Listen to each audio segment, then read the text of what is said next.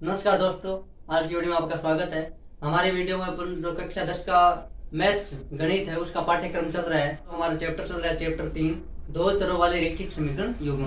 पिछले वीडियो में हमने जो हमारी एक्सरसाइज 3.4 है उसका क्वेश्चन नंबर फर्स्ट था, उसमें 4 पार्ट थे, वो हमने कंप्लीट कर लिए, विलोपन विधि पर आधारित थे और साथ में उनको प्रतिस्थापन विधि से भी हमने उनको हल किया था। तो यदि आपने वीडियो नहीं देखा तो देख लीजिए।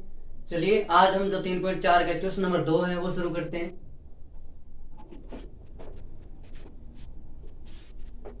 3.4 का क्वेश्चन नंबर 2 है, निम्न समस्याओं में रैखिक समीकरणों के युग्म बनाइए और उनके हल विलोपन विधि से ज्ञात करने हैं। तो उसमें हमारा पार्ट फर्स्ट है, यदि हम अंश में एक जोड़ दे तथा हर में एक घटा दे तो भिन्न एक में बदल जाती है। यदि हम हर में एक जोड़ दे तो यह 1/2 हो जाती है। वह भिन्न क्या है? तो हम क्या करेंगे, हम मान लेंगे माना हुआ भिन्न x/y है। तो इसमें जो शर्तें में दे रखी है उसके हिसाब से हम समीकरण बना लेंगे। 2 समीकरण आएगी हमारे पास। तो चलिए क्वेश्चन नंबर 2 पार्ट फर्स्ट, पहले मान ले ये माना हुआ भिन्न x/y है। यहाँ पे जो भी भिन्न होती है उसमें ऊपर वाला क्या होता है, अंश होता है, और नीचे वाला क्या होता है, हर। अंश बटा हर, इस प्रकार से कोई भिन्न होती है हमारे पास। तब हम करेंगे प्रश्नानुसार, जो प्रश्न में हमें दिया उसके अनुसार प्रश्नानुसार जो पहली शर्त है वो क्या बोल रहा है कि यदि हम अंश में एक जोड़ दे, तो ये हमारा अंश है x, इसमें जोड़ दिया x + 1 तथा हर में एक घटा दे, हर में एक घटाना, हर क्या है y - 1, तब हमारे पास क्या 1 प्राप्त होता है, ये बोला है हमारे को। तो भिन्न एक में जो ये भिन्न आएगी तो वो 1 आ जाएगी, 1 के बराबर। तो ये हमारा समीकरण नंबर आ गया 1। अगला जो हमारा समीकरण शर्त है वो ये है, तथा दूसरी जो हमारी शर्त है वो क्या बोल रही है, वो बोल रहे हैं यदि हर में एक जोड़ दे। अब इस बार अंश नहीं, अंश हमारा x है, हर में एक जोड़ा है y + 1, तो हमारे पास जो इसका हल आएगा वो कितना आएगा, 1/2 के बराबर आएगा। ये हमारी है समीकरण नंबर 2। तो अब हमें विलोपन विधि से x और y के मान ज्ञात करने। तो क्या करेंगे, ये जो बटे में है इनको सरल करेंगे पहले, और सरल करने के बाद आगे इसको विलोपन विधि से हल करते हैं। तो देखिए ये इधर भाग में है, समीकरण 1 से या तो इसके नीचे 1 मानो और सीधा वज्र गुणा करा तो क्रॉस मल्टीप्लाई, ये हो जाएगा इसके साथ और ये हो जाएगा इसके साथ, क्रॉस मल्टीप्लाई। देखिए क्रॉस मल्टीप्लाई कराएंगे तो ये होगा इसके साथ, तो x + 1 इससे गुणा होगा तो वापस ये आ जाएगा, 1 से गुणा होगा तो, और y - 1 इस 1 से गुणा होगा तो y - 1 आ जाएगा। ये 1 इधर लेके आ दो, ये माइनस का है y, ये इधर प्लस का इधर आके माइनस में रहेगा, और ये माइनस का इधर आके प्लस में रहेगा। हमारे पास जो समीकरण है क्या आएगी, x सेम है, y इधर प्लस का इधर आके किस में रहेगा, माइनस में, x - y + 1, और ये इधर वाला -1 इधर आएगा तो +1 हो जाएगा, +1 और +1 जुड़ के क्या हो जाएगा, 2। तो हमारा समीकरण जाएगा x - y + 2 = 0। समीकरण नंबर जो 1 आई है इसको मान लेते हैं 1 डैश, यानी कि 1 को चेंज हो, 1 नंबर समीकरण थी उसको सरल किया तो हमारे पास आई 1 डैश। अब देखिए, या फिर इसको 3 मान लेते हैं, 3 समीकरण 3 मान लो। अब समीकरण 2 से इसको भी चेंज करो, समीकरण 2 से हम करेंगे। तो देखिए अब ये जो समीकरण है इसको वज्र गुणा करते हैं, क्रॉस मल्टीप्लाई। तो इसको जब क्रॉस मल्टीप्लाई करेंगे तो ये 2x के साथ गुणा होगा तो हो जाएगा 2x, और फिर 2x, ये y + 1 इस 1 से गुणा होगा तो बराबर y + 1 से गुणा होगा तो वापस y + 1 आ जाएगा। अब इसको थोड़ा और सरल करते हैं, हमारे पास समीकरण आएगी, ये 2x है, ये y इधर आके माइनस में रहेगा, और ये 1 इधर आके माइनस में रहेगा। तो आगे समीकरण आ जाएगी 2x, ये y प्लस का इधर आके रहेगा माइनस में, ये +1 इधर आके -1 बराबर हो जाएगा 0। समीकरण नंबर 4। अब हमारे पास 1 और 2 चेंज होगी, क्या आ गई, 3 और 4 आ गई। अब 3 और 4 में हमें गुणांक देखना है किसी भी एक चर का, या तो y का देखो या x का, वो समान होना चाहिए। तो इसमें देखिए x का गुणांक 1 है, y का गुणांक 2 है। हमारी समीकरण कौन सी है, एक तो ये समीकरण नंबर 4 और ये समीकरण नंबर 3। तो इसमें x का गुणांक तो सेम नहीं है, लेकिन y का गुणांक -1 समान है ना। तो जब हमारे पास चिन्ह समान होते हैं गुणांकों के, तब हम क्या करते हैं, समीकरण को घटा देते हैं। तो देखिए समीकरण 3 में से 4 घटाने पर ये जो अचर पद है इसको बराबर में रख लो, तो ये +2 है, इधर जाके वापस -2 हो जाएगा। +2 है, इधर आके क्या हो जाएगा -2, और ये -1 है, इधर आके क्या रहेगा +1 हो जाएगा। तो थोड़ा जब घटाव करेंगे तो आसानी रहेगी। तो देखिए समीकरण समीकरण 3 में से घटाओ, चाहे 4 में से, जो आपकी मर्जी। तो समीकरण 3 में से समीकरण 4 को घटाने पर तो देखिए घटाइए। समीकरण 3 हमारी ये रही, x माइनस वाई बराबर -2। समीकरण 4 ये रही, 2x माइनस वाई बराबर 1। जब भी हम घटाव करते हैं तो चिन्ह क्या करते हैं, चेंज। तो ये प्लस में है तो ये हो जाएगा माइनस में, ये माइनस में तो ये हो जाएगा प्लस में, और ये प्लस में तो ये हो जाएगा माइनस में। अब चिन्ह जो चेंज हुए नीचे वाले ये माने जाएंगे। तो ये माइनस का x है, और सॉरी ये प्लस का x और ये माइनस का x है।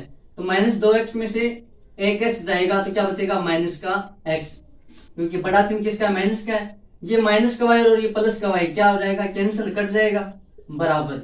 ये -2 और -1 क्या होगा, -3। दोनों तरफ माइनस है तो ये कैंसिल हो जाएगा। तो x का मान क्या आ गया, x बराबर 3। ये हमारा x का मान आ गया, इसलिए x का मान हमारे पास आ गया 3। अब ये x का मान चाहे तो समीकरण 3 में रखो या समीकरण 4 में रखो, कोई दिक्कत नहीं है। तो देखिए x का मान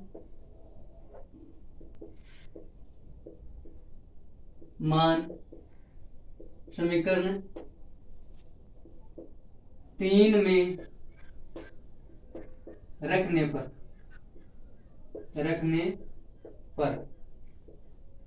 तो देखिए x का मान 3 ही है, हमारे समीकरण 3 है, तो x का मान कितना है हमारे पास, 3 ही है। तो x का मान रख दिया 3, माइनस y का मान हमें पता नहीं है, बराबर क्या है -2। ये 3 इधर प्लस में, इधर आके किस में रहेगा, माइनस में। तो -y या बराबर -2 और ये -3। तो y बराबर -2 और -3 जुड़ के हो जाएंगे -5, और ये माइनस और माइनस क्या हो जाएगा, कट जाएगा। तो आप देखिए y बराबर क्या आ गया, 5। तो इसलिए y का मान हमारा क्या आ गया, 5। x बराबर 3, y बराबर 5। यह है विलोपन विधि।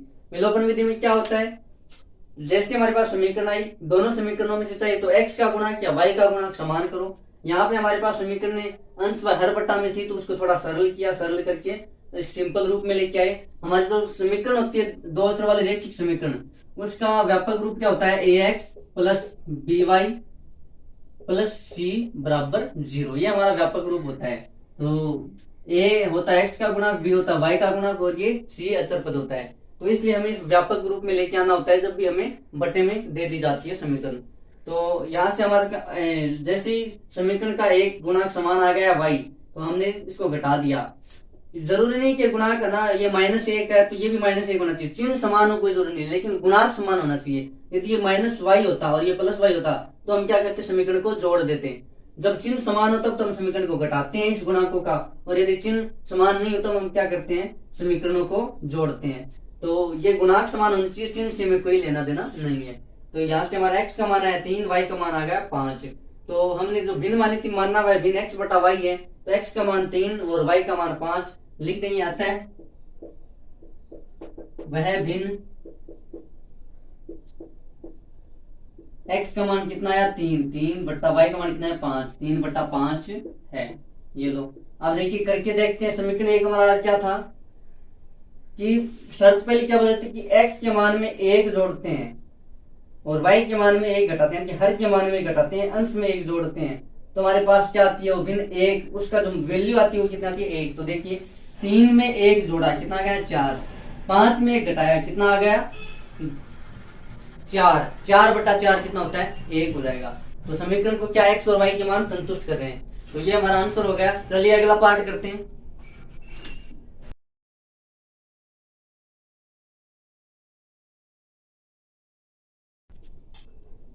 2 नंबर पार्ट है। 5 वर्ष पूर्व नूरी की आयु सोनू की आयु की 3 गुनी थी, यानी कि 5 साल पहले पास्ट की बात कर रही है।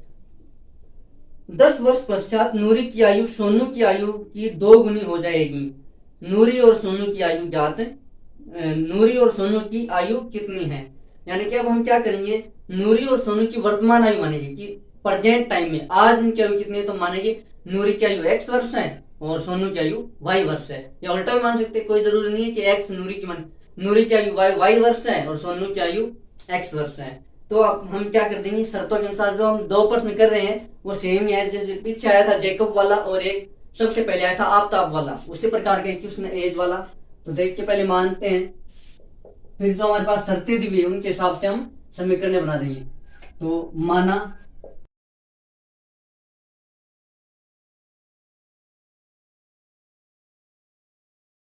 हमने मान लिया, माना नूरी की वर्तमान आयु x वर्ष है तथा सोनू की वर्तमान आयु y वर्ष है। अब देखिए प्रश्नानुसार जो हमें प्रश्न में शर्तें दी हुई है उसके हिसाब से प्रश्नानुसार यानी कि प्रश्न के अनुसार हम क्या करेंगे, समीकरण बनाएंगे और फिर उनको विलोपन विधि से हल करेंगे। यही प्रश्न में पूछा है। देखिए पहला जो शर्त है वो क्या है कि 5 वर्ष पूर्व है नूरी की आयु। तो प्रश्न अनुसार पहली शर्त क्या है, 5 वर्ष पूर्व है।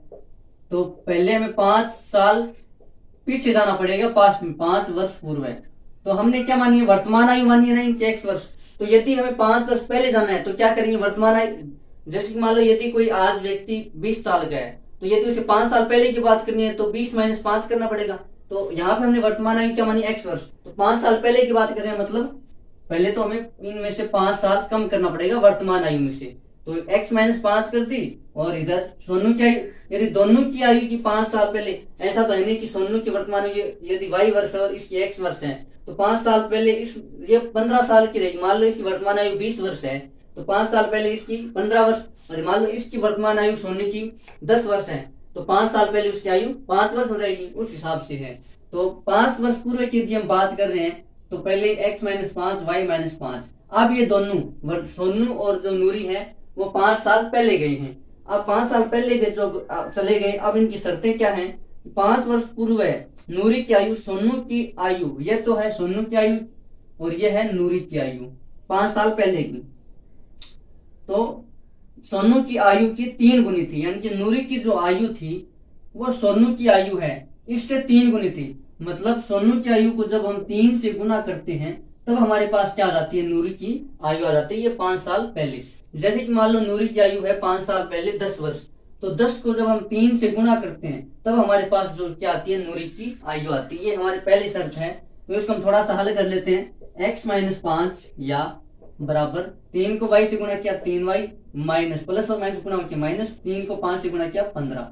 समीकरण को सिंपलीफाई कर लेते हैं और ज्यादा हल कर लेते हैं। x अचर पद को एक तरफ कर लेते हैं और जो चर है इनको एक तरफ। तो ये प्लस का है, इधर आके क्या हो जाएगा, माइनस का। तो x - 3y, ये माइनस का 5 है, उधर जाके किस में रहेगा, प्लस में। तो -15 प्लस 5 या x - 3y, -15 में से 5 जाएगा तो माइनस का 10। ये हमारे पास आ गई समीकरण नंबर 1।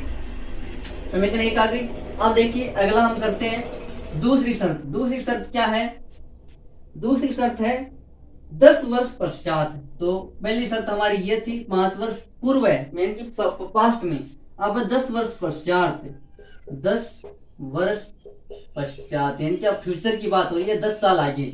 तो यदि हमने वर्तमान आयु x वर्ष मानी है तो जब 10 साल आगे की बात कर रहे हैं तो सिंपल सी बात है, वर्तमान आयु में 10 साल जोड़ना होगा। यदि आज किसी व्यक्ति की आयु 10 मान लो 20 वर्ष है या 30 वर्ष है वर्तमान आयु, तो यदि वो 10 साल आगे की बात करता है तो वर्तमान आयु में क्या 10 वर्ष जोड़ने होंगे। तो इनकी वर्तमान आयु कितनी है, x वर्ष।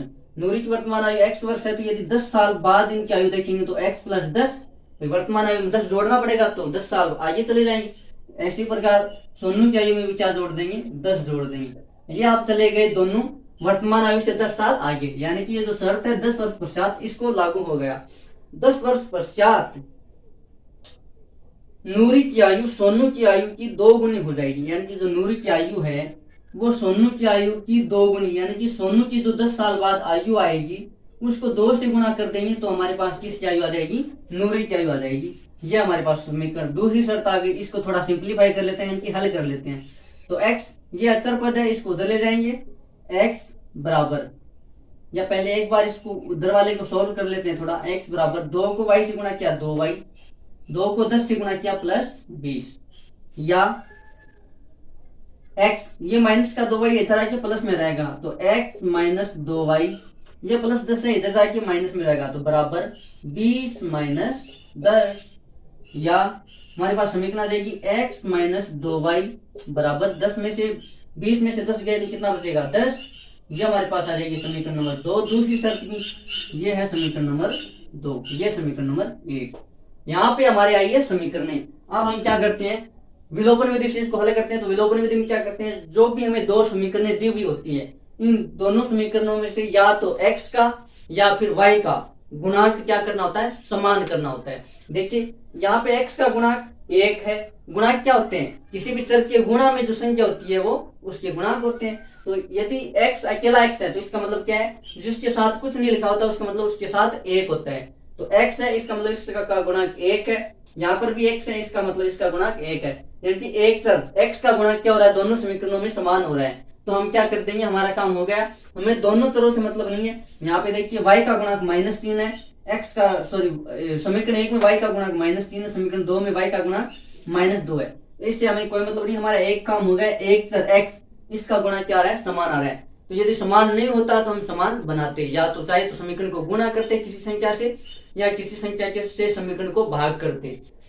लेकिन यहाँ पे पहले से ही हमारे जो समीकरण है उनका गुणांक समान है, तब हम क्या कर देंगे, समीकरण 2 में समीकरण 1 को घटाने पर, समीकरण घटा क्यों रहे हैं, क्योंकि जो चिन्ह है दोनों के गुणांकों का, देखिए x का गुणांक है, इनके दोनों में 1 है, यानी प्लस के हैं दोनों के गुणांक। तो यदि चिन्ह समान होता है तब तो हम घटाते हैं, और जब चिन्ह विपरीत होता है यानी कि 1 प्लस और 1 माइनस, तब हम क्या करते हैं, जोड़ते हैं। तो समीकरण 2 में समीकरण 3 को घटाने पर यहाँ पे हमारी विलोपन विधि अब यहां से अप्लाई हो गई है। तो देखिए समीकरण x माइनस, दूसरा समीकरण क्या है, x माइनस 2y, सॉरी समीकरण 2 में से समीकरण 3 नहीं है, 3 तो हमने बनाया नहीं, 1 बनाया। तो समीकरण 2 में से समीकरण 1 को घटाने पर x माइनस 2y बराबर कितना है, 10, x माइनस 2y बराबर 10। समीकरण 1 हमारी क्या है, x माइनस 3y बराबर कितना है, -10। ठीक है, देखिए जब भी हम घटाव करते हैं तो क्या करते हैं, चिन्ह चेंज करते हैं। तो ये जो प्लस में है ये क्या हो जाएगा, माइनस में। और चिन्ह चेंज क्यों करते हैं, क्योंकि माइनस से गुणा रहता है। देखिए चिन्ह चेंज कैसे करते हैं हम, मान लो ये हमारी समीकरण 2 है, तो x माइनस 2y बराबर 10, बराबर वाले रहने दो। देखिए बराबर वाले में घटा देंगे। मान लो हमें समीकरण 2 में से समीकरण 1 घटाना है, तो ये x और y चर है, तो समीकरण 1 के x और y लेके आओ। तो जब घटा रहे हैं तो माइनस का चिन्ह आएगा। समीकरण 1 हमारी क्या है, ये रही x माइनस 3y, ये है चरों में से चरों को घटा दिया, बराबर में आओ। अब अचर पद में से अचर पद घटा दो। समीकरण 2 का अचर पद तो सेम ही है 10, समीकरण 2 में तो हम क्या कर रहे हैं, 1 को घटा रहे हैं। तो समीकरण 2 में से 1 को घटाएंगे तो माइनस, और फिर वहां से पहले से देखिए माइनस है तो -10। तो देखिए ये तो हमारे समान थे जैसे थे, लेकिन चिन्ह किसका है, माइनस का। इसलिए क्या करते हैं, अब मान लो मैं कह रहा हूँ चिन्ह चेंज क्यों करना है, मान लो जो प्लस का है उसको माइनस में कर दो, तो जो प्लस का है वो तो ऑटोमेटिकली माइनस हो जाएगा। लेकिन जो माइनस में, देखिए ये माइनस वाई है, ये -3 है, या हम क्या करते हैं माइनस में तो इसको प्लस में करते। क्यों करते, क्योंकि देखिए माइनस और माइनस गुणा होगी क्या हो जाएगा, प्लस हो जाएगा। और यहाँ पे देखिए ये माइनस में 10 है, तो इसका चिन्ह हम चेंज करते, क्या कर देते, प्लस। क्यों, क्योंकि ये माइनस और माइनस गुणा होगी क्या हो जाएगा, प्लस हो जाएगा। इस प्रकार करते हैं। तो हम क्या करते हैं, ऐसे इतना लंबा नहीं करते हैं, शॉर्ट में एक दूसरे के नीचे लिख देते हैं और फिर क्या कर देते हैं, चिन्ह चेंज करते हैं। क्योंकि घटाव में क्या होता है, चिन्ह चेंज होता है। कैसे होता है ये आपने देख लिया। चलिए आगे करते हैं।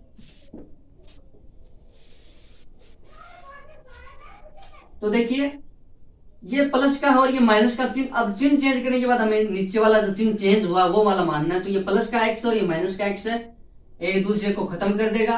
ये माइनस का 2y और ये प्लस का 3y है। अब देखिए ये ऊपर वाला चिन्ह हमें नहीं मानना है, अब हमें चिन्ह नीचे वाला, तो -2y और +3y तो घट जाएगा और चिन्ह किसका आएगा, जो बड़ा होगा, तो 1y बच जाएगा। और ये +10 नीचे वाला चिन्ह ना, न कि माइनस वाला मान के इनको 0 कर देना है। तो ये कितना हो जाएगा, बराबर 20 हो जाएगा। तो हमारे पास डायरेक्ट y का मान आ गया 20। अब क्या करते हैं, अगला स्टेप हमारा यही होता है, ये जो या तो y का मान आएगा यहाँ पे या x का मान आएगा। वो y या x का मान समीकरण चाहे तो 1 में रख दो चाहे 2 में रख दो, जो आपकी मर्जी। तो हम क्या करते हैं, समीकरण 1 में y का मान रख देते हैं। तो देखिए y का मान समीकरण 1 में रखने पर या प्रतिस्थापित करने पर, यहां से हमारी प्रतिस्थापन विधि भी स्टार्ट हो जाती है। वो भी ऐसे ही है। प्रतिस्थापन विधि में क्या करते हैं, जैसे एक चर का मान आता है उसको दूसरे समीकरण में रख देते हैं, और विलोपन विधि से बस चरों का गुणांक समान करना होता है और उसमें एक समीकरण से मान उठा के दूसरी में रखना होता है, प्रतिस्थापित करना होता है। तो विलोपन में गुणांक समान करने होते हैं, बस इतना ही अंतर है, बाकी कोई खास नहीं। जैसे ही y का मान आया, y का मान समीकरण 1 में रखने पर, तो समीकरण 1 हमारी ये रही, x मान पता ही नहीं है, 3 इंटू y का मान हमारे पास कितना आया 20 बराबर माइनस का 10। ये समीकरण 1 है हमारी। देखिए x -3 को 20 से गुणा कर देंगे तो 3 को 2 से गुणा करेंगे 6 हो जाएगा माइनस का 60 और बराबर है माइनस का 10। ये माइनस का 60 इधर जाएगा तो किस में हो जाएगा, प्लस में। या इस समीकरण को ऐसे लिख सकते हैं, x बराबर -10 पहले से ही पड़ा है, ये -60 इधर जाएगा माइनस का और उधर आके हो जाएगा प्लस में, तो +60। तो इसलिए हमारे पास x का मान क्या जाएगा, 60 में से 10 घटेंगे कितना बचेगा 50। ये हमारा x का मान आ गया। इसका मतलब क्या है, हमने x किसकी आयु मानी थी, माना नूरी की वर्तमान आयु x वर्ष है, तो x का मान हमारा कितना है 50 वर्ष। तो इसका मतलब क्या है, नूरी की जो वर्तमान आयु है, नूरी आज के टाइम में प्रेजेंट टाइम में कितने वर्ष की है, 50 वर्ष की है, तथा सोनू की वर्तमान आयु कितनी है, y वर्ष। तो y का मान कितना है 20 वर्ष, यानी कि सोनू की वर्तमान आयु कितनी है, y वर्ष। तो चलिए अब हमें चेक करना हो कि ये x और y की जो मान है वो सही है या नहीं। तो ये x और y के मान समीकरण में रख दो, किसी भी एक समीकरण में रख दो, समीकरण को संतुष्ट करना चाहिए। संतुष्ट का मतलब जैसे यहाँ x और y का मान रखे तो इधर बराबर में यदि -10 है तो इधर भी -10 आना चाहिए, यानी कि -10 बराबर -10, समीकरण संतुष्ट संतुलित होनी चाहिए। तो देखिए x का मान कितना है 50 -3 इंटू y का मान कितना है 20, 3 को 20 से गुणा कर देंगे तो 3 को 20 से गुणा करेंगे 60 है ना। तो 60 किसका आ गया माइनस का, जबकि 50 किसका प्लस का। तो -60 में से प्लस का 50 जाएगा तो किसका बचेगा माइनस का 10 बराबर आ गया। यानी कि ये जो x और y को हमारा जो मान आया है वो समीकरण को संतुष्ट करता है। तो लिख देंगे आता है क्योंकि किसने पूछा था नूरी और सोनू की वर्तमान आयु ज्ञात कीजिए। आता है नूरी की वर्तमान आयु, देखिए लास्ट ऊपर से पहले हम शुरुआत में मानते हैं ना, तो लास्ट में उसका उत्तर भी लिखना होता है। जैसे हमें माना था तो वहां से माना हटाइए और कह लिख दीजिए। आता है नूरी की वर्तमान आयु जो x वर्ष माना था वो x का वैल्यू रख दो, 50 वर्ष है, तथा सोनू की वर्तमान आयु y मानी थी तो y का मान रख दो, वर्तमान आयु y का मान कितना है 20, तो आ जाएगा 20 वर्ष है। ये हमारा क्या आ गया, पार्ट नंबर 2 हो गया। चलिए अगला पार्ट करते हैं, पार्ट नंबर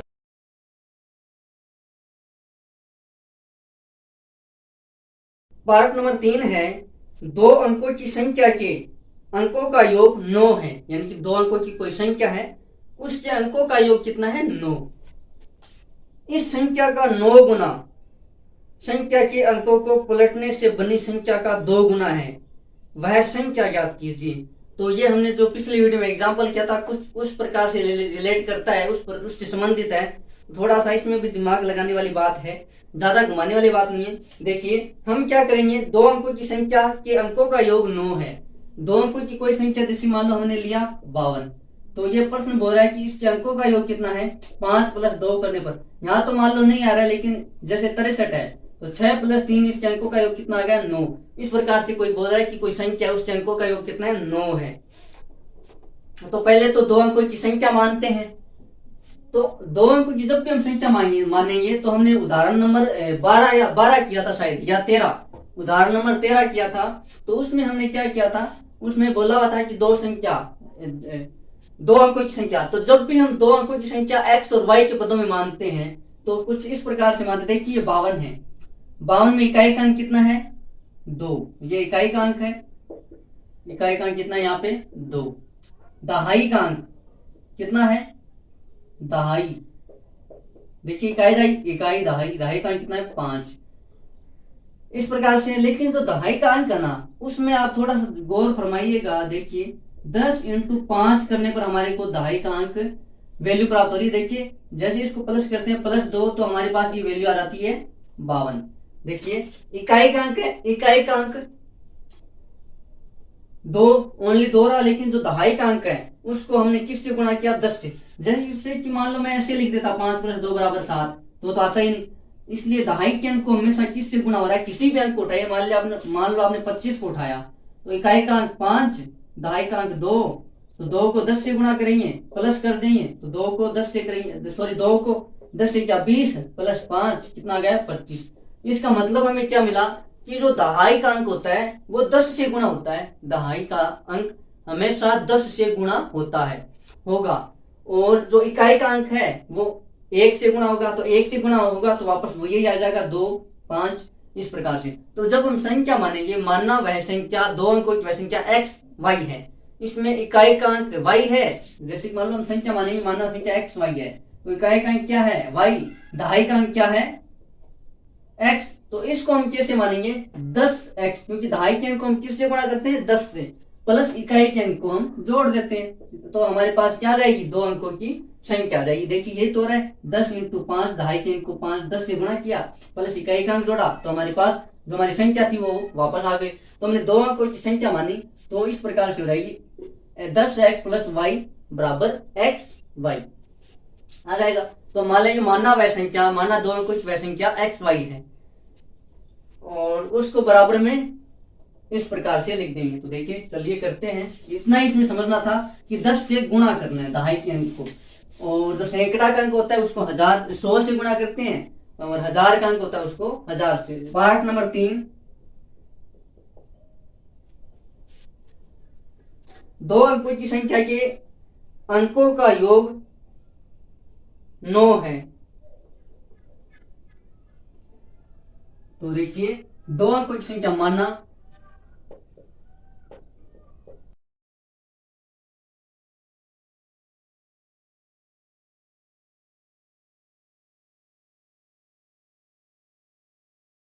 लिखते हैं, माना 2 अंकों की संख्या x y है, इसमें इकाई का अंक हमारा क्या है y और दहाई का अंक क्या है x है। तो जो हमारी प्राप्त संख्या यानी कि जो हमें संख्या प्राप्त होगी, प्राप्त संख्या वो क्या रहेगी 10x, दहाई के अंक को 10 से गुणा करेंगे प्लस इकाई का अंक जोड़ देंगे तो हमारे पास जो संख्या है वो प्राप्त हो जाएगी। जैसे x और y के मान आएंगे इसमें रख देंगे तो हमारे को 2 अंकों की संख्या मिल जाएगी, ये हमारी संख्या रहेगी। अब देखिए पहली शर्त क्या बोल रहा है कि दोनों अंकों का योग, ये जो संख्या है 2 अंकों की x y, इन अंकों का योग। देखिए जैसे मान लो हमारे पास 2 अंकों की संख्या ये है तो बोल रहा है कि इनके अंकों का योग, इसके बीच में यदि प्लस लगा दे 5 और 2 है, इसमें 2 अंक है तो इसके अंकों का योग कितना है 9 है, ये बोल रहा है। तो हमारे पास 2 अंक क्या है x y, तो इसके अंकों का योग प्रश्नानुसार बोल रहा है कि 2 आपने जो संख्या है हमारे पास हमने मानी है x y, इसके अंकों का योग कितना है 9 है। तो x + y, इसके अंकों का योग हमारे पास कितना है 9, ये हमारे आगे समीकरण नंबर 2। अब दूसरा बोल रहा है ये जो हमारे पास संख्या आई है इसको पलटने पर, यानी कि देखिए संख्या को पलटने पर, संख्या को पलटने पर या उल्टा करने पर एक ही बात है, पलटने पर हमारी जो संख्या क्या हो रहेगी yx हो रहेगी, yx, जहां इकाई का अंक कितना हो जाएगा x, उल्टा हो जाएगा उसे क्योंकि पलट दिया उसको, तो इकाई का अंक, इकाई का अंक x हो जाएगा तथा दहाई का अंक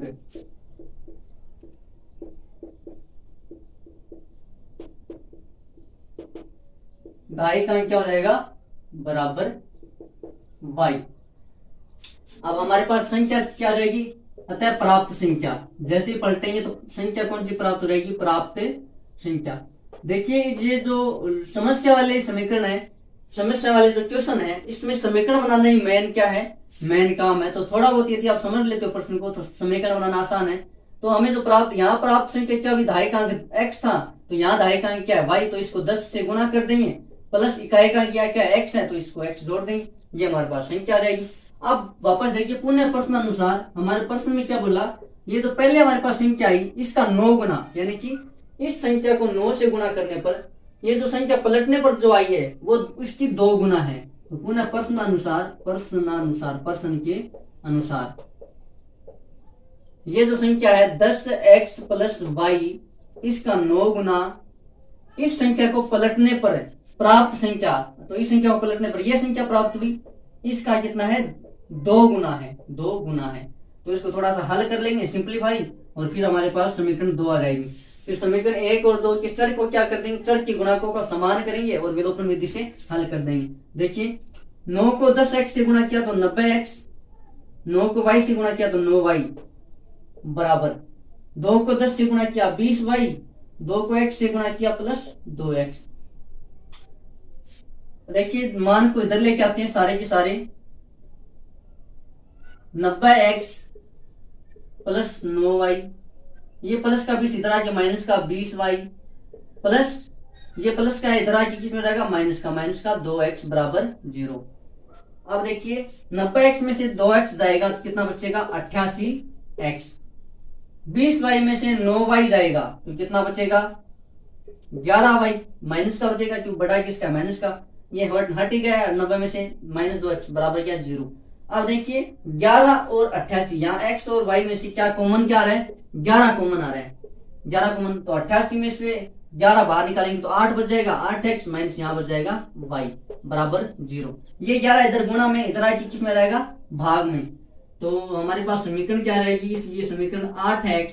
देखिए 11 को वापस 8 से गुणा करेंगे 88, कॉमन लेने का मतलब क्या है, जैसे हम कॉमन लेते हैं वापस यदि गुणा कराने पर ऊपर वाली स्टेप से, तो 11 को 8 से गुणा किया 88, 11 को y से गुणा किया 11y, वापस ये 8x माइनस वाई, ये 11 इधर गुणा में, इधर जाके कितना रहेगा भाग में, तो 0/11, और 0/11 करेंगे तो वापस 0 रहेगा। ये जो हमारे समीकरण है ये आ गई समीकरण 2। अब देखिए समीकरण 1 ये रही x प्लस वाई बराबर 9, समीकरण 2 चाहिए 8x माइनस वाई बराबर 2। तो इसको जब हम विलोपन विधि से सरल करेंगे इस समीकरण को, इन दोनों को, समीकरण 1 और 2 को, तो विलोपन विधि क्या कहती है, पहले या तो x या y दोनों में से एक के गुणांकों को समान कर लो।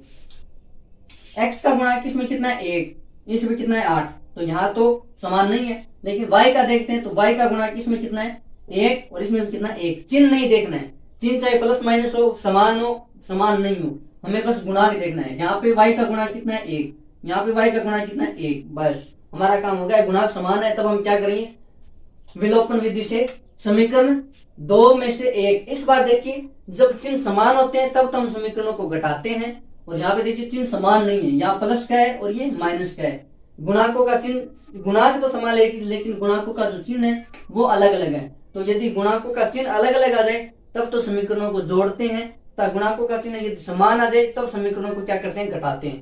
तो हम लिख देंगे समीकरण 1 में से समीकरण 2 जोड़ने पर, क्यों जोड़ा, क्यों, क्योंकि ये माइनस का है और ये प्लस का है, गुणांकों का चिन्ह क्या है अलग अलग है, विपरीत है। तो समीकरण 2 में से समीकरण 1 को घटाने पर, तो चलिए घटाते हैं। समीकरण 2 हमारी कौन सी है, ये रही 8x माइनस वाई बराबर 0, ये समीकरण 2 है। समीकरण 1 है x प्लस वाई बराबर 0। तो जब हम जोड़ते हैं तो चिन्ह चेंज नहीं करते हैं, देखिए जोड़ते हैं तो चिन्ह चेंज क्यों नहीं होता है, देखिए जोड़ के देख लो 8x माइनस वाई, ये चर पद है, तो समीकरण 1 का भी चर पद लेके आओ प्लस x प्लस वाई, ये लो जोड़ा तो चिन्ह कहाँ चेंज हुआ। तो जब जोड़ते हैं तब चिन्ह चेंज नहीं होता है, और जब घटाते हैं तब चिन्ह चेंज होता है। जैसे कि मान लो हमें अभी घटाना होता, तो ये समीकरण 2 है, माइनस करते समीकरण 1, तो ये प्लस का था माइनस से गुणा होकर माइनस x, ये प्लस का था माइनस से गुणा होकर माइनस वाई, इसलिए घटाते हैं तब चिन्ह चेंज होता है और जोड़ते हैं तब चिन्ह चेंज नहीं होता है। देखिए 8x और ये x जोड़ के कितना हो जाएगा 9x, ये माइनस का और ये प्लस का है, ये पहले से ही कैंसिल हो जाएगा। इसलिए देखिए चिन्ह जब चेंज थे इसलिए जोड़ा था, जब चिन्ह चेंज होते हैं तो हम क्या करते हैं, जोड़ते हैं, और जोड़ते हैं तब चिन्ह बदलना नहीं पड़ता, चिन्ह पहले से चेंज होते हैं तो वो अपने आप कट जाते हैं। लेकिन जब चिन्ह समान होते हैं ना, मान लो ये प्लस का होता, तब हम क्या करते हैं, यहाँ ये भी प्लस का है तो हम घटाते और घटाते तो चिन्ह चेंज होता, तो ये प्लस का माइनस का हो जाता, तो ऊपर वाला प्लस है नीचे वाला माइनस है तो कट जाता। लेकिन यहाँ ये प्लस है और ऊपर वाला माइनस है, अपने आप ही हमें तो ऑटोमेटिकली किया हुआ मिल गया, तो क्या कर दिया, जोड़ दिया चिन्ह अलग अलग होने पर। तो जोड़ने पर ये किया क्यों, क्योंकि इससे हमारे जो y है वो क्या हो गया, विलोप। विलोपन विधि का मतलब ये है कि एक चर को विलोप करना है, यानी कि लुप्त करना है, गायब करना है, जिससे हमारे पास केवल एक चर बचे और उससे हम उस चर का मान निकाल सके। फिर उस चर के मान को किसी भी समीकरण में रखेंगे और दूसरे चर का मान निकाल लेंगे, इसलिए इसको क्या बोलते हैं, विलोपन विधि। यहाँ से देखिए y क्या हो गया, गायब हो गया। 8x में 9 एक जोड़ा, 9 कहाँ है, x प्लस वाई समीकरण 1 में 9 है ना, हमने तो 0 कर रखा है। हाँ, तो 0 में 9 जोड़ेंगे तो 9, ठीक है। अब ये x 9 इसके गुणा में, इधर जाके कितना रहेगा, भाग में, तो 9/9, इसलिए x का मान कितना जाएगा, 1 आ जाएगा। x का मान क्या गया, 1। अब ये x का मान चाहे तो समीकरण 1 में रख दो चाहे 2 में रख दो, तो मैं x का मान किसमें रखता हूँ, समीकरण 1 में। x का मान समीकरण 1 में रखने पर, तो x का मान जब समीकरण 1 में रखेंगे तो x ये रख दिया 1 x के स्थान पे, प्लस y हमें पता नहीं है बराबर कितना है, 9। ये किधर प्लस में, इधर जाके किसमें रहेगा, माइनस में, तो या y बराबर 9 माइनस 1, तो इसलिए y का मान हमारा क्या आ गया, 9 में से 1 गया तो कितना बचेगा, 8। तो y का मान कितना आ गया, 8, और x का मान हमारा कितना है, 1। ये हमारा आ गया x और y का मान। इसका मतलब क्या, हमारी जो संख्या है 2 अंकों की, देखिए x का मान कितना है, 1, तो ये 1 x का मान, y का मान कितना है, 8, तो हमारी जो 2 अंकों की संख्या कितनी है, 18 है। तो देखिए जब इनके अंकों का योग करते हैं तो कितना आता, 9 आता ना, ये तो प्रश्न में बोला था कि उसके अंकों का योग करने पर 9 आ रहा है और 2 अंकों की संख्या है, ये रही हमारी 2 अंकों की संख्या, x का मान आ गया और y का मान आ गया। अब मान लीजिए यदि हम ये वाली प्रोसेस नहीं करते तो ये समीकरण तो हम सही बना लेते कि 2 अंकों का योग 9 है, लेकिन ये वाली समीकरण बनाते ना तब गड़बड़ हो जाती। तब हम क्या करते, दोनों संख्या x और y मानते, ये y x पलटने पर y x हो गया, और नहीं पलटने तो हम क्या करते हैं, इस समीकरण को यदि इस प्रकार नहीं बनाते तो हम क्या करते, एक्स वाई ये 9 से गुना है और इसको पलटने पर y x हो गया, ये इसकी 2 गुना है, तो कहां से होता, समीकरण का हल नहीं होता बस। तो ये वाली गलत बना सही हो जाती, लेकिन ये वाली गलत हो जाती, इसलिए दहाई के अंक को हमेशा 10 से गुणा करते हैं, सैकड़ा के अंक को 100 से, और 1000 के अंक को 1000 से। ये हमारा सिस्टम है। तो x और y का मान आ गया, लिख देंगे हम। अतः 2 अंकों की वह संख्या 18 है। अतः 2 अंकों की वह संख्या 18 है, जिसके अंकों का योग करेंगे तो कितना जाएगा, 9। समीकरण को क्या करा, संतुष्ट। देखिए x का मान 1, y का मान 8, 1 प्लस 8 कितना हो रहा है, 9 हो रहा है। यहाँ भी देखिए समीकरण 2 में x का मान 1, 8 है ना, x का मान 1, ठीक है, तो 8 को 1 से गुणा किया 8, माइनस y का मान कितना है 8, तो 8 में से 8 जाएंगे कितना रहा है 0, तो समीकरण क्या हो रहे हैं, संतुष्ट हो रहे हैं। तो ये हमारा पार्ट नंबर 3 था। अगला पार्ट करते हैं।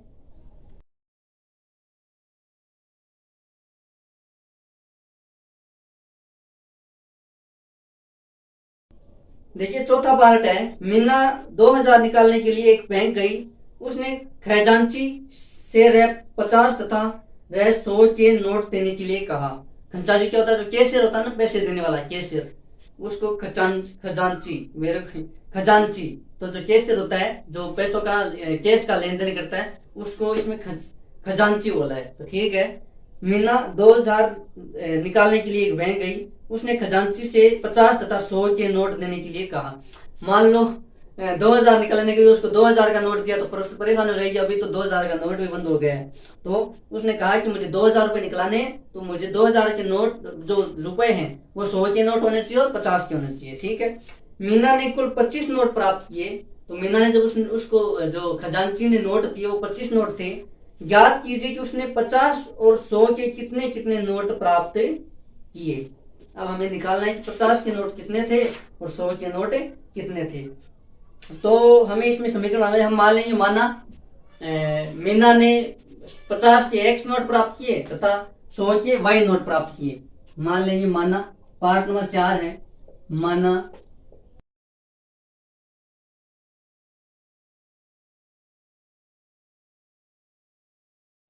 ये देखिए हमने मान लिया माना मीना ने 50 के एक्स नोट तथा 100 के वाई नोट प्राप्त किए। तो पहला जो शर्त है वो ये है कि उसने जो टोटल नोट कितने मिले उसको 25 नोट मिले। तो मान लो हमारे पास एक्स का मान जो भी है वाई का मान जो भी है नोट तो उसके पास 50 और 100 के ही है चाहे कितनी है, लेकिन टोटल नोट कितने हैं 25 ही है। देखिए प्रश्नानुसार पहली हमारी शर्त हो जाएगी 25 नोटों से पहली समीकरण हम उससे निकालेंगे कि 50 के नोट एक्स है और 100 के नोट वाई है। तो यदि दोनों के 50 और 100 के नोटों को जब हम जोड़ेंगे तो नोट तो हमारे पास 25 है टोटल। ये समीकरण एक आ गई भाई। 50 के नोट एक्स है 100 के नोट वाई है, तो जब दोनों के 100 और 50 के नोटों को जोड़ेंगे तो टोटल नोट तो उसको 25 दिए गए हैं। ये समीकरण एक। दूसरी समीकरण हमारी देखिए यहाँ इसमें लिखा हुआ है यहाँ 100 के नोट देने के लिए कहा। इसमें से नहीं, इसमें दिमाग लगाना है थोड़ा सा। देखिए मान लीजिए उसके पास 50 के 10 नोट है। सपोज कीजिए, मैं कह नहीं रहा हूँ एक्स का मान पता नहीं कितना रहा है, मान लेते 50 की यदि उसके पास 10 नोट होते है ना, तो 10 से गुणा करते। लेकिन अभी हमारे पास पता ही नहीं कितने नोट है, एक्स नोट है। देखिए उसने टोटल पैसे कितने निकाले थे 2000 रुपए है ना। मान लो उसने 50 के 10 नोट निकाले तो कितने होते हैं 500, पीछे कितने बच गए 1500। अब हम मान लेते हैं 15 नोट उसने किसके निकाले 100 के, तो हो गए 1500। 15 और 10 कितने होते हैं 25 होते हैं ना। इस प्रकार से आ सकता है, उत्तर पता नहीं है, मैंने माना है। ऐसे मैंने आपको समझाने के लिए बताया कि 50 के 10 नोट प्राप्त किए, तो जितने नोट प्राप्त किए उसको 50 से गुणा कर रहे हैं, तभी तो हमारे पास 2000 है। देखो 50 को 10 नोटों से गुणा किया 500 और 100 के 15 नोटों से गुणा किया तो 1500। देखिए 50 को किया हमने, जितने 10 नोट थे 10 से गुणा किया तो 500 आया, तो 100 को 15 नोटों से गुणा किया तो 1500, कितना आ रहा है 2000 आ रहा है ना। तो इधर वाला तो हमें पता है कि 2000 नोट है, 2000 रुपए है टोटल, लेकिन इधर वाले पता नहीं है कि नोट कितने कितने। 50 का नोट है और 100 का नोट है, लेकिन ये एक्स कितना है ये पता नहीं है। तो हम दूसरी समीकरण क्या बनाएंगे 50, ये तो पता है 50 का नोट है, लेकिन कितने नोट है एक्स नोट है, पता नहीं कितने, एक भी हो सकता है, 2 भी, 3 भी, 4 भी, 5 भी, कितने भी हो सकते हैं। और वाई, अब ये तो पता है कि 100 का नोट है, लेकिन कितने हैं 1 है, 2 है, 3 है, पता नहीं, वाई नोट है। लेकिन जैसे ही हमारे पास एक्स और वाई का मान आएगा तो हमारे पास क्या रहेगा टोटल रुपए कितने होंगे 2000 रुपए होंगे। ये हमारी समीकरण आ गई 2। ये समीकरण बनाने के लिए तो हमने समीकरण बना ली। अब देखिए विलोपन विधि से यदि इसको हल करना है तो दोनों समीकरणों में चाहे तो एक्स का गुणक या वाई का गुणक समान होना चाहिए, समान होना चाहिए। तो यहाँ पे एक्स का गुणक 1 है, यहाँ पे 50 है, या वाई का गुणक 1 है, यहाँ पे 100 है। तो चाहे तो समीकरण 1 को 50 से गुणा कर दो ताकि यहाँ पे 50 एक्स आ जाए गुणा होके, चाहे समीकरण 1 को 100 से गुणा कर दो ताकि यहाँ पे 100 वाई आ जाए। तो आप जो मर्जी किसी से भी गुणा कर ले, तो मैं 50 से करता हूँ ताकि गणनाएं कम रहे, छोटी हो। तो समीकरण 1 को 50 से गुणा करने पर, क्यों किया, क्योंकि हमें x का गुणांक समान करना है विलोपन विधि से हल करने के लिए। गुणा करने पर यानी कि समीकरण जो 1 है इसको 50 से, और ऐसा नहीं कि बस x को ही 50 से गुणा किया हमारा काम हो गया। जब समीकरण में किसी गुणा करते हैं तो पूरी समीकरण को गुणा करते हैं ताकि वो समीकरण क्या रहे संतुलित रहे। तो 50 से गुणा किया तो x को 50 से गुणा किया 50x प्लस y को 50 से किया 50y, 50 को 25 से किया तो 25 को 5 से करेंगे 100, और ये जब 50 को 25 से गुणा करते हैं तो कितना जाता है हमारे पास 1000। ये हमारी आ गई समीकरण नंबर 3। अब देखिए यहाँ पे समीकरण 2 और 3 में x का गुणा क्या हो गया समान। अब y से मतलब नहीं है, यदि 100 से गुणा करते हैं तो ये 100x और ये 100y हो जाता तो y का गुणांक समान हो जाता, लेकिन अभी हमने x का गुणांक समान कर लिया है। तो देखिए x का गुणांक हमने समान किया, तो अब समीकरण 3 में से समीकरण 2 को घटाने पर, यहाँ पे देखिए 1000 है ना, और यहाँ पे कितना है 2000, तो समीकरण 3 में से 2 घटाएंगे तो 1000 में से 2000 घटेंगे। घटा क्यों रहे, जोड़ क्यों नहीं रहे, क्योंकि यहाँ पे देखिए 50x प्लस का है, यहाँ पे 50x प्लस का है। जब चिन्ह समान होता है तब हम समीकरण को क्या करते हैं, घटाते हैं, ताकि चिन्ह चेंज हो जाए और वो कट जाए। और जब चिन्ह विपरीत होता है, मान लो ये माइनस का होता और ये प्लस का होता, तब हम जोड़ देते। तो देखिए समीकरण 2 में से समीकरण 3 को घटाने पर, समीकरण 3 ये जो 1 है इसका लेटेस्ट अपडेटेड, सॉरी हाँ, समीकरण 1 का अपडेटेड वर्जन है समीकरण नंबर 3, 50 से गुणा करने के बाद समीकरण 2 में से समीकरण 3 को घटाने पर, तो देखिए घटा दीजिए, ये है समीकरण हमारी 2, 50x प्लस 100y बराबर 2000। समीकरण 3 हमारी क्या है, 50x प्लस 50y बराबर 1000। जब भी हम समीकरण को घटाते हैं क्या करते हैं, हम चिन्ह चेंज करते हैं, ये प्लस में है माइनस में, ये प्लस में है माइनस में, ये प्लस में माइनस में, ये प्लस का 50x और ये माइनस का 50x घट जाएगा, कितना बचेगा 0। ये प्लस का 100y और ये माइनस का 50y, तो कितना बचेगा 50y। 100 में से 50 गए, 50y बराबर 2000 में से 1000 गए, 1000 बच गए, 2000 में से 1000 गया, कितना बचा 1000। तो इसलिए मैंने किसमें 2 में से 3 को घटाया। यदि 3 में से 2 को घटाता तो क्या होता, ये माइनस का था और ये माइनस का, माइनस और माइनस कट जाता, वापस उत्तर तो यही आना था, लेकिन मैंने थोड़ा और सॉल्व कर लिया, क्योंकि माइनस और प्लस का लफड़ा होने के बाद सिस्टम गड़बड़ हो जाता है, बच्चे माइनस और प्लस में ज्यादा गड़बड़ कर देते हैं। तो बड़ी संख्या में से छोटे को घटाने पर थोड़ा ज्यादा आसानी रहती है।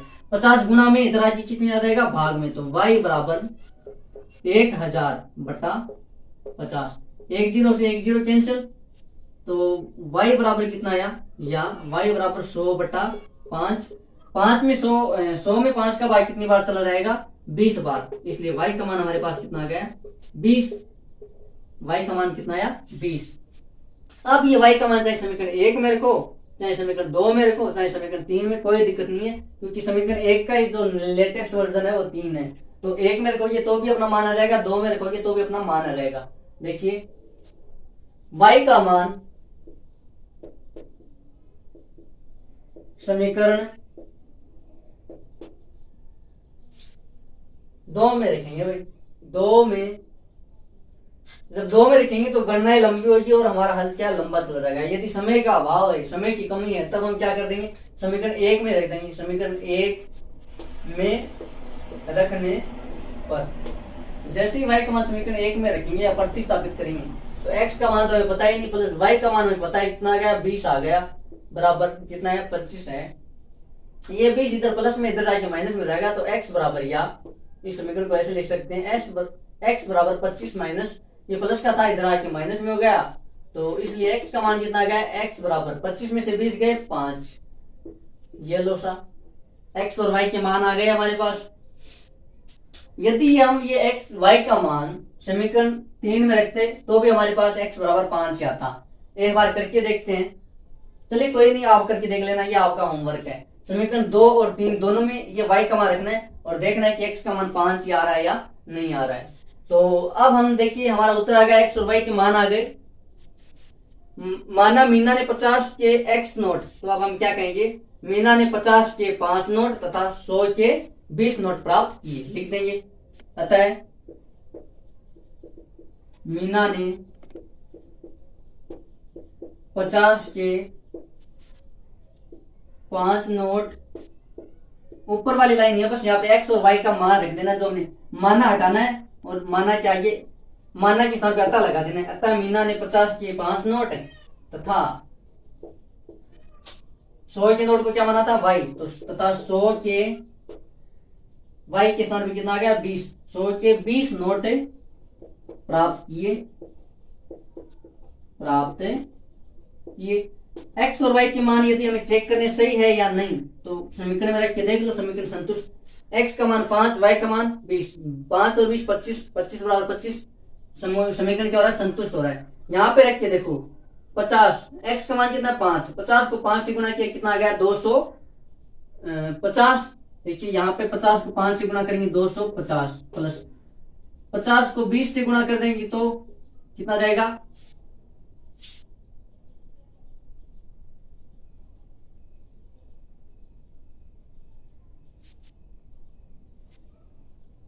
5 दूनी 10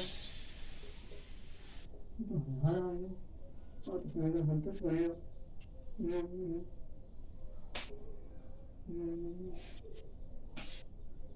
5 इंटू 5 25 0 250 7.5 आना यार।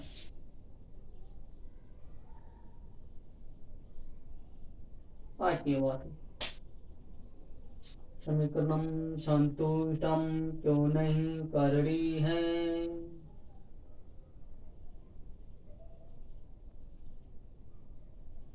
समीकरण संतुष्ट क्यों नहीं कर रही है।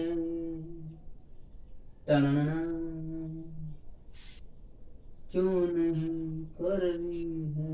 5 दूनी 10 हजार 5 25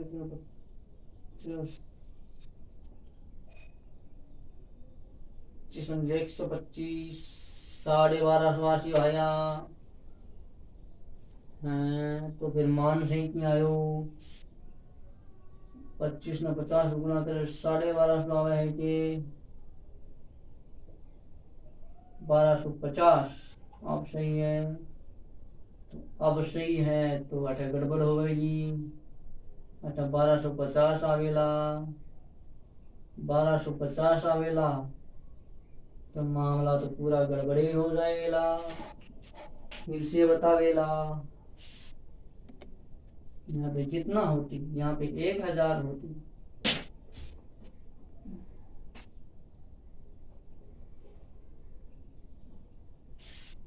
देखिए 250 और 50 वाई का मान 20 रखा तो ये 1000।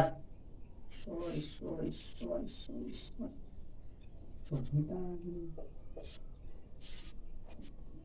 एक्स का मान 5 रखा तो 50 को 5 से गुणा किया कितना है 250। वाई का मान 20 तो 50 को 20 से गुणा किया कितना गया 1000। 1000 और 250 1250। लेकिन ये तो 1000 समीकरण संतुष्ट नहीं हो रहा है। लेकिन ऊपर वाला तो संतुष्ट हो गया, मान तो सही है हमारे। तो ये क्या हुआ इसमें रख के देखते हैं। देखिए इसमें रखेंगे जब 50x तो ये 250 y का मान रखेंगे हम 20 2000 तो यही हो रहा है। ये 250 कहां जाएंगे। ये समीकरण भी संतुष्ट नहीं हो रही, केवल ये एक समीकरण संतुष्ट भी है। इसका मतलब क्या है कहीं ना कहीं लोचा हो गया। ये देखिए यहाँ पे हमारी गड़बड़ हो गई। यहाँ पे 25 से 50 को गुणा किया हमने 1000 ही लिख दिया जबकि कितना आता है 1250 आता है। कितना 1250। तो ये तो पूरा सिस्टम ही। अब देखिए 1000 के स्थान पे कितना है 1250। तो 2000 में से 1250 जाएंगे कितने बचेंगे 750। 750 में जब हम 2 का भाग 50 का भाग देंगे 50 गुना में इधर आके कितना रहेगा भाग में। तो 750 बटे 50 एक 0 से 1 0 कैंसिल। हमारे पास उत्तर कितना है 75 बटा 5। 75 बटा 5। 75 में 5 का भाग कितनी बार रहेगा 15 बार। ये तो हमने जो पहले नोट माने थे ना उसी प्रकार से आ गए।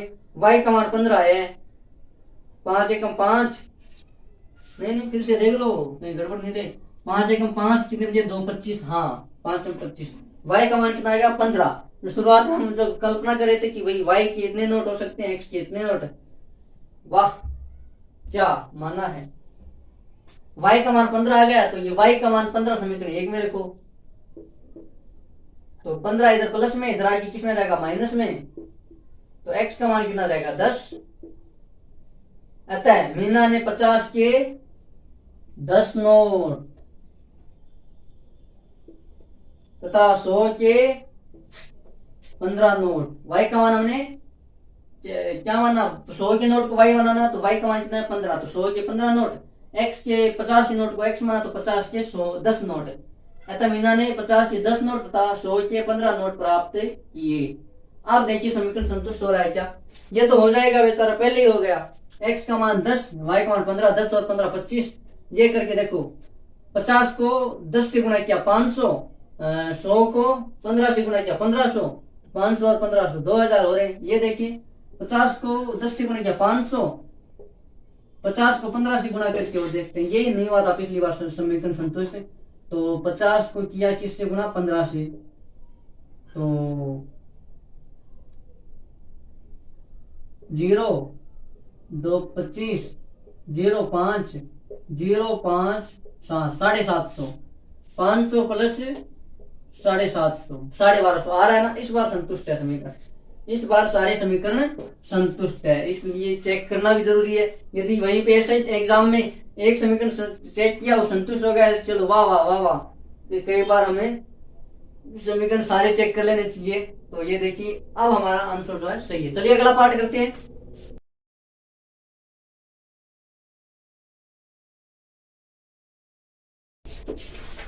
अगला और लास्ट पार्ट है इस चैप्टर प्रश्नावली का।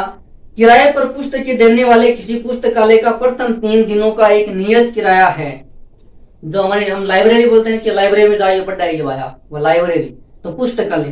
किराए पर पुस्तकें देने वाले किसी पुस्तकालय का प्रथम, तो जो लाइब्रेरी होती है वो किराए पर बुक भी देती है कि भाई एक बुक, जैसे कि मान लो मेरे को ये बुक पढ़नी है तो मैं कहता हूँ भाई मेरे को ये एक दिन के लिए किराया चाहिए, ये बुक चाहिए, वो लगा इतना किराया, किराया लेते हैं ना किराए पर, भाई एक महीने के लिए पढ़ने के लिए चाहिए तो उस हिसाब से किराया, किताब पढ़ने का किराया, फिर वापस ले जाके जमा करा दो बस इस हिसाब से, तो किराए पर बुक। तो जो पुस्तकालय जो लाइब्रेरी है वो जब किराए पर देती है तो प्रथम 3 दिनों का एक नियत किराया है। नियत का मतलब क्या है कि 3 दिन ले जा भाई, चाहे एक दिन रख, 2 दिन, 3 दिन का किराया तो लगेगा ही लगेगा, वो क्या फिक्स किराया नियत है। उसके बाद प्रत्येक अतिरिक्त दिन का अलग किराया है।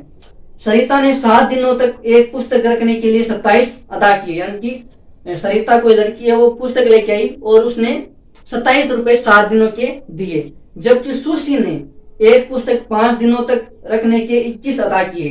नियत किराया तथा प्रत्येक अतिरिक्त दिन का किराया ज्ञात कीजिए। तो हम क्या करेंगे, माना पुस्तकालय का नियत किराया x रुपए है तथा पुस्तकालय का अतिरिक्त किराया y रुपए है, उसके हिसाब से फिर जो प्रश्न में शर्तें दी हुई है उसके हिसाब से हम क्या बनाएंगे, समीकरण। देखिए पांचवा और दूसरे प्रश्न का लास्ट पार्ट है, माना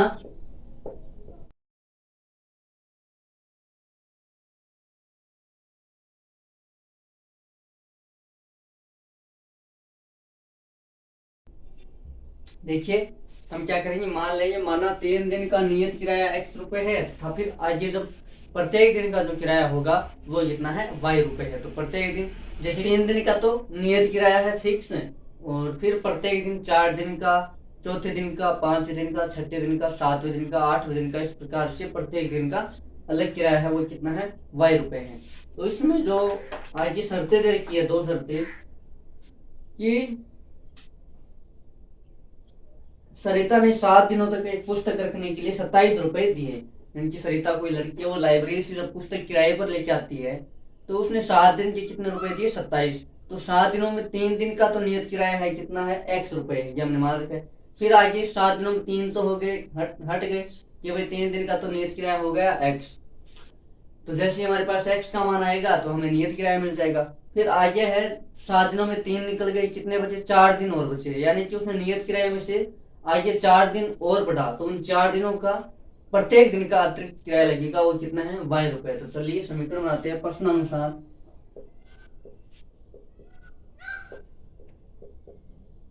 सात दिन यदि कोई किताब किराए पर लेकर आता है तो 3 दिन का नियत किराया तो कितना होगा, x रुपए, ठीक है, प्लस अब कितने बच गए, 4 दिन और बच गए। 4 दिन का, एक दिन का जब देखिए प्रत्येक दिन का अतिरिक्त किराया, तो एक दिन का कितना हो जाएगा, 4, एक दिन का अगर y है तो 4 दिन का हो जाएगा 4y, बराबर कितना रुपए दिया उसने, 27। समीकरण नंबर 1। अगली शर्त है कि जबकि सुशी ने एक पुस्तक 5 दिनों तक रखने की, अब सुशी कोई दूसरी लड़की है, उसने एक पुस्तक कितने दिनों तक रखी, 5 दिनों तक, तो 3 दिन का तो नियत किराया हो गया x, इसमें भी प्लस अब आगे एक्स्ट्रा कितना रखा, 2 दिन और रखा, कितना देखिए 3 4 5, 2 दिन और रखा, तो 2 दिन का उसका अतिरिक्त किराया लगेगा प्रत्येक दिन का, तो कितना हो जाएगा, एक दिन का जो y है 2 दिन का हो जाएगा 2y, बराबर कितने रुपए दिए उसने, 21 रुपए। ये समीकरण 2। अब समीकरण 1 और 2 आ गए हमारे पास, तो हम क्या करेंगे, इनको विलोपन विधि से क्या कर देंगे, हल कर देंगे। देखिए अब विलोपन विधि से हल करने के लिए हम क्या करते हैं, जो हमारे पास समीकरण होती है दो दो समीकरण है, उनमें या तो x का गुणांक या y का गुणांक समान होना चाहिए। तो y का गुणांक तो देखिए इसमें 4 है और इसमें 2 है, लेकिन यहाँ पे x का गुणांक कितना है, समान है 1 और 1। और जब इनका चिन्ह भी, गुणांकों का चिन्ह भी प्लस प्लस में, तो जब चिन्ह समान होते हैं तो हम क्या करते हैं, समीकरणों को घटाते हैं, और चिन्ह विपरीत होते हैं, 1 प्लस और 1 माइनस, तब हम क्या करते हैं, समीकरणों को जोड़ते हैं। लेकिन यहाँ पे क्या है, चिन्ह समान है, तो हम क्या करेंगे, समीकरण 1 में से समीकरण 2 को घटाने पर, जरूरी नहीं आप 1 में से 2 घटाओ, 2 में से भी 1 घटा सकते हो, हमारी मर्जी है घटाने पर। तो समीकरण 1 है x प्लस 4y बराबर 27, और समीकरण 2 है x प्लस 2y बराबर 21। अब जब हम घटाते हैं तो चिन्ह चेंज होता है, तो देखिए ये प्लस में है तो माइनस में रहेगा, ये प्लस में है तो माइनस, ये प्लस में है तो माइनस, ये प्लस का x और ये माइनस का x, तो ये कैंसिल हो रहेगा। ये 4y माइनस 2y, तो 2y बचेगा, और 27 में से 21 घटेंगे तो कितना बचेगा, 6। तो ये 2y के गुणा में इधर जाके किस में रहेगा, भाग में, तो 6/2, इसलिए y का मान आ जाएगा y बराबर 3। ये y का मान आ गया 3। अब हमें x का मान निकालना, तो ये y का मान उठा के चाहे तो समीकरण 1 में रख दो, चाहे समीकरण 2 में रख दो, तो हमारे पास x का मान आ जाएगा। चलिए y का मान समीकरण 2 में क्यों रखा, क्योंकि थोड़ा सा छोटा है, इसमें गणना यहाँ 27 है, 4 है, तो इसमें 2 और 21 है। तो देखिए y का मान समीकरण 2 में रखने पर, तो रखिए, देखिए ये y का मान समीकरण 2 में x प्लस 2 इंटू y का मान कितना है, 3 बराबर क्या है, 21। या करके समीकरण को सॉल्व करेंगे, x प्लस 2 इंटू 3 6 बराबर 21। ये शायद इधर प्लस में, इधर में रहेगा माइनस में, तो x बराबर 21 माइनस 6, इसलिए x बराबर 21 में से 6 जाएंगे, कितने बचेंगे, 15। तो ये हमारा x का मान आ गया और y का मान 3 है। तो क्या हो गया, जो हमने माना था ना, अब हम क्या लिख देंगे, अतः पुस्तकालय का 3 दिन का नियत किराया, क्या माना था, x रुपए, x का वैल्यू कितना है, 15 रुपए, यानी कि नियत किराया कितना है, 15 रुपए, तथा प्रत्येक दिन का अतिरिक्त किराया y कितना है, 3 रुपए है। लिख देंगे अतः पुस्तकालय का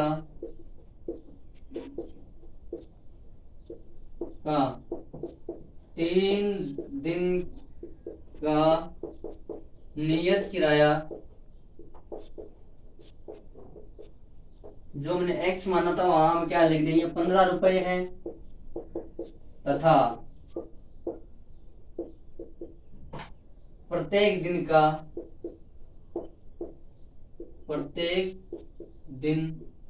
का अतिरिक्त किराया, एक्स्ट्रा चार्ज, अतिरिक्त किराया, जो हमने y माना था ना, अतिरिक्त किराया, y का मान कितना है, 3 रुपए है। ये हमारा आ गया। तो जो हम जो किताबें लेके आएंगे तो उसका 15 रुपए यानी नियत किराया वो तो लगना ही लगना है। उसके बाद हम 3 दिन से अधिक यदि रखते हैं तो उसका फिक्स किराया प्रत्येक दिन में कितना है, 3 रुपए। तो ये हमारा क्वेश्चन हो गया, पार्ट नंबर 5 हो गया। इसी के साथ हमारा 3 एक्सरसाइज है उसका क्वेश्चन भी कंप्लीट होता है, और ये जो पार्ट है क्वेश्चन नंबर 2 कंप्लीट होता है और पार्ट भी पूरे होते हैं। तो आज के लिए इतना ही, मिलते हैं किसी और वीडियो में, तब तक के लिए जय हिंद जय भारत, धन्यवाद।